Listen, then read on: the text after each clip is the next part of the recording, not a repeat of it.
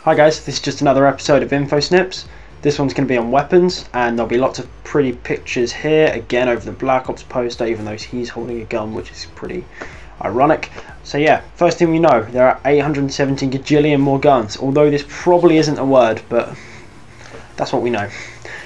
There are 8 different manufacturers that all look and sound different, so I mean that's pretty good. That gives every different manufacturer of gun its own characteristics, and you'll be able to tell just by looking at it on the floor what make it is. Well, hopefully that's what they're going for anyway. Another thing is that Atlas and SNS, two of the old manufacturers from the from Borderlands 1, they're not in this game. Atlas supposedly got obliterated in the General Knox DLC, and SNS were run out of business by the new Bandit manufacturers in this game. Bandit being the newcomer, so Bandit is the new manufacturer in this game, which wasn't in Borderlands 1. So I'm going to go into all the different manufacturers now. There are 8, and while I'm doing this, I'll put pictures here of that gunmate, so you'll be able to see what they kind of look like. First, there's Dahl. So these guys make contemporary style guns. They're sort of similar to those seen in Call of Duty and Battlefield, so they're very sort of realistic guns, and they do a good job of having not much recoil. So they're pretty basic guns, pretty standard. Next is Hyperion. These guys have claptrap, same sort of colour scheme, so they're yellow and white, so maybe they'll start dancing to dubstep as well. And they're known for having good accuracy and good recoil reduction, so they're pretty damn accurate. They're also pretty powerful compared to most guns, so Hyperion are pretty good. They look like claptraps, so of course they're going to be good. Next one is Vladof. Now these guys are cool. These guys are like little bullet hoses. They've got little minigun attachments on the end, and so you hold down the trigger and the barrel starts to spin, and as it gets quicker and quicker you fire more and more bullets. You know what I mean, minigun. And you can also find those different Vladof makes with different amounts of barrels on the end. So in some of these pictures you'll probably see that there's 3 barrels on the end, but you can find guns that have more. You can have up to 5. You can probably have more than that, but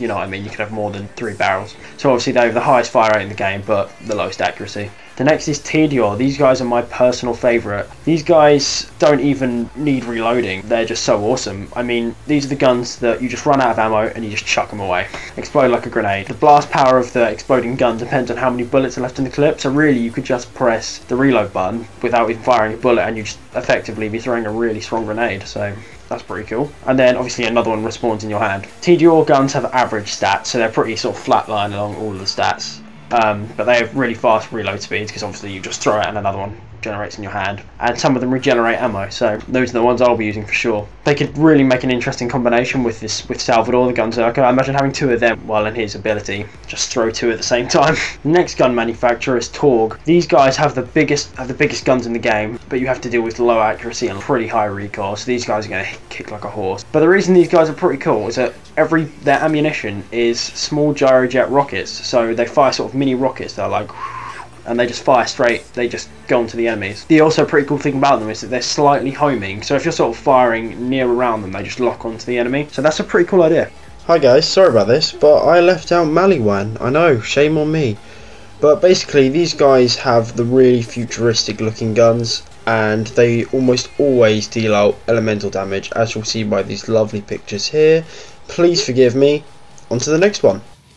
Next guys are Jakobs. Jakobs make their guns out of wood and have sort of old western style appearance, so sort of like cowboy sort of guns. They have pretty low fire rates and they never have any elemental attachments, so they don't have any corrosion, any lightning and so on. They also have the highest damage output, more than any other gun, so more than Torgue. Finally there's the Bandit weapons, the newcomers in this game. These guys the guns are made out of, look like they've been made out of salvaged parts. So for example, one might have a digital scope, one might have a bottle as the scope, so I mean, pretty cool idea really, isn't it? And obviously, like I said earlier, these are the guys that put SNS out of business. So now that I've moved past all the gun manufacturers, here are some little points at the end. Each gun will generate its own scope, so rather than just having 6 presets, there were 6 different presets of scopes in the first one. Now the guns that do have scopes will just be randomly generated, so there'll be, I don't have an exact number for how many scopes there'll be, but there'll be quite a lot, I'm guessing. Nice little picture right there.